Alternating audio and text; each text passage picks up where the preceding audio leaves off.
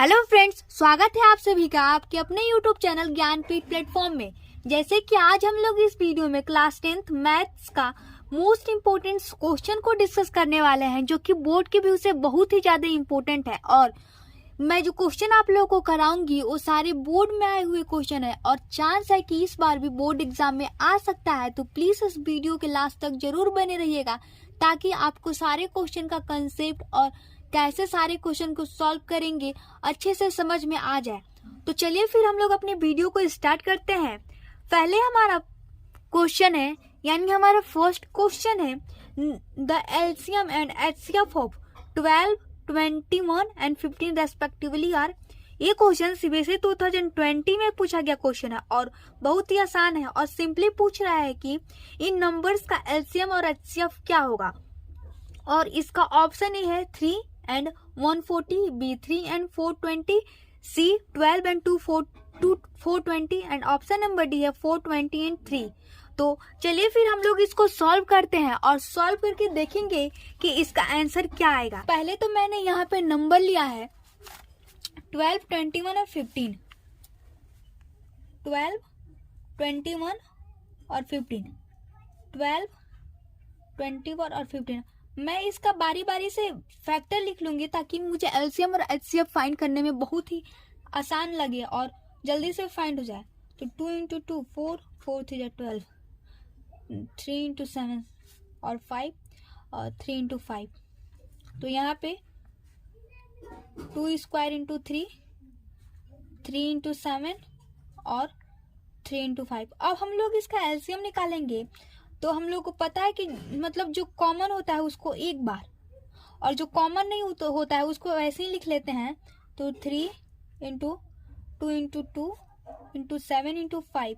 अब मैं इसको सॉल्व करूं तो 3 3 जा 6, 3 2 जा 6 और 6 2 जा 12 और 12 × 35। जब हम लोग इसको सॉल्व करेंगे 5 2 जा 10, 1 कैरी, 5 1 जा 5, 6, 3 2 जा 6 और 3 0, 6 6 12, 2 और कैरी 1, तो 420। इसका एलसीएम जो होगा वो 420 आएगा। अब हम लोग एचसीएफ देखेंगे तो एचसीएफ को हम लोग वही लेते हैं जो तीनों में कॉमन हो। तो हम लोग देख रहे हैं कि यहाँ पे तीनों में कॉमन केवल 3 है, तो हमारा एचसीएफ 3 हो जाएगा। और इस क्वेश्चन का आंसर हम लोग को एलसीएम जो होगा 420 और एलसीएफ 3 होगा। तो यहाँ पे हम देखें तो ऑप्शन नंबर हमारा पहले तो एलसीएम लिखा है, तो एलसीएम हमारा 420 और एचसीएफ उसके बाद में लिखा है तो 3।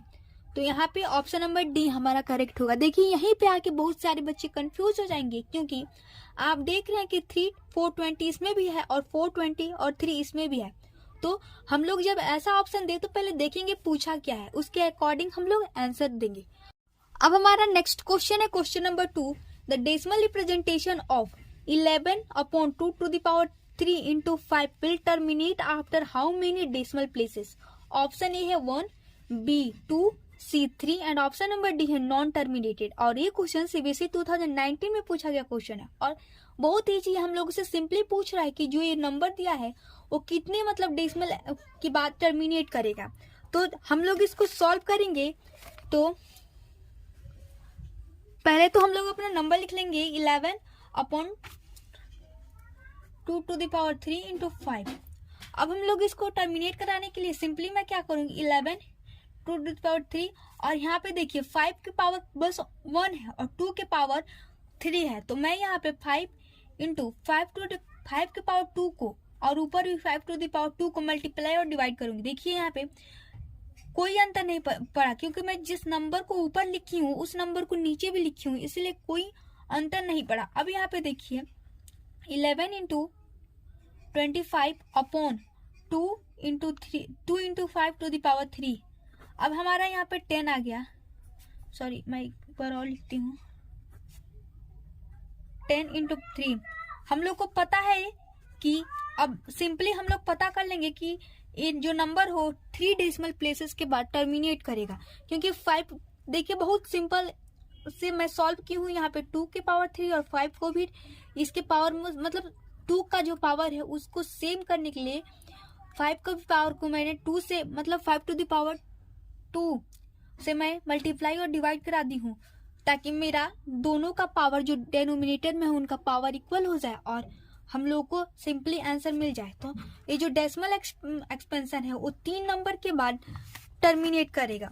तो यहाँ पे मैं ऑप्शन नंबर सी ठीक होगा, क्योंकि यही करेक्ट आंसर है। अब हमारा नेक्स्ट क्वेश्चन है question number 3, the prime factorisation of 3, 8, 2, 5 is.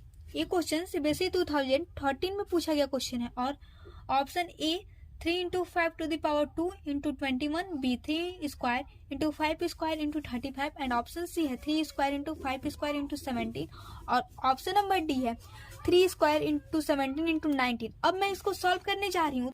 पहले मैं यहाँ पे नंबर लिखूंगी 3, 8, 2, 5। अब मैं इसको सॉल्व करूंगी, मतलब मैं 5 से पहले फैक्टराइज करूंगी। तो यहाँ पे मेरा 5 7 जा 35 और इधर 3 जाएगा कैरी तो 32 हो जाएगा। 5 6 जा 30 और इधर 2 जाएगा तो 25, 5 5 जा 25। अब इसको मैं फिर से 5 से ले जाऊंगी तो 5 1 जा 5 2 कैरी 5 5 जा 25 और इधर जाएगा तो 5 3 जा 15। अब मैं इसको 3 से ले जाऊंगी तो 3 5 जा 15 और 3 1 जा 3। अब फिर से 3 से ले जाऊंगी तो 3 1 जा 3 और इधर बचा 2 तो 3 7 जा 21, फिर से 17 इधर 1। अब इसका फैक्टराइजेशन हुआ 3 स्क्वायर इंटू 5 स्क्वायर इंटू 17। अब हम लोग इसको अपने आंसर में मैच कराएंगे कि ऑप्शन दिया है कि नहीं। तो 3 स्क्वायर इंटू 5 स्क्वायर इंटू 17, ये देखिए option number C 3 square into 5 square into 17 और यही होगा हमारा करेक्ट आंसर। अब हमारा नेक्स्ट क्वेश्चन है question number 4, the value of K for which the pair of linear equation have infinitely many solution. और जो इक्वेशन है K x plus Y is equal to के स्क्वायर और दूसरा इक्वेशन है एक्स प्लस के Y is equal to 1 और इसका ऑप्शन ए है +-1 B 1 C -1 and option number D है 2। और ये क्वेश्चन सीबीएसई 2020 में पूछा गया क्वेश्चन है और इसका अगर हम लोग सोल्यूशन करें तो मैं आपको करके दिखाती हूँ। पहले तो मैं क्या करूंगी, दोनों इक्वेशन को लिख लूंगी के x plus Y is equal to के स्क्वायर और हमारा जो दूसरा इक्वेशन है एक्स प्लस के वाई इज इक्वल टू 1। अब हम लोग को पता है कि इन्फिनिटली मेनी सॉल्यूशन के लिए a1/a2 is equal to b1/b2 is equal to c1/c2। ये जब कंडीशन होगा तो मेनी सॉल्यूशन मिलेगा। अब इक्वेशन को देखकर मैं वैल्यू को पुट करती हूँ तो हमारा a1 है k, a2 है 1, फिर यहाँ पे b1 है 1, b2 है k और c1 है k स्क्वायर और c2 है 1। अब मैं सॉल्व करूंगी, पहले इन दोनों को करूंगी फिर से इन दोनों को करूंगी। तो यहाँ पे k/1 is equal to 1/k, k square is equal to 1, k is equal to +-1। यहाँ से एक वैल्यू मिली और यहाँ पे देखूं तो 1/k is equal to k square is equal to 1, यहाँ पे k cube is equal to 1, k is equal to 1। यहाँ पे बस 1 मिल रहा है और यहाँ पे +-1 मिल रहा है। तो यहाँ पे जो हमारा ऑप्शन होगा वो ऑप्शन नंबर ए यानी +-1 होगा।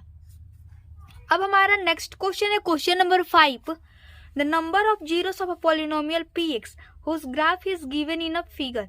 ये ग्राफ है और इसका नंबर ऑफ जीरोस हम लोगों से पूछ रहा है और ये क्वेश्चन सीबीएसई 2010 में पूछा गया क्वेश्चन है और इसका ऑप्शन ए है 4, बी 3, सी 5 और ऑप्शन डी है 1। तो यहाँ पे हम लोग देख रहे हैं ग्राफ को देख के हम लोग को सिंपली जीरोस को फाइंड करना है। तो हम लोग को पता है कि जितनी बार ये जो ग्राफ है मतलब ये जो लाइन है जितनी बार एक्स एक्सिस को कट करेगा उतना ही जीरोस होगा। तो हम लोग देख रहे हैं कि यहाँ पे एक कट हो रहा है, फिर यहाँ पे टच कर रहा है और यहाँ पे एक कट हो रहा है। तो सिंपली हम लोग को यहाँ पे 3 जीरो ही मिलेगा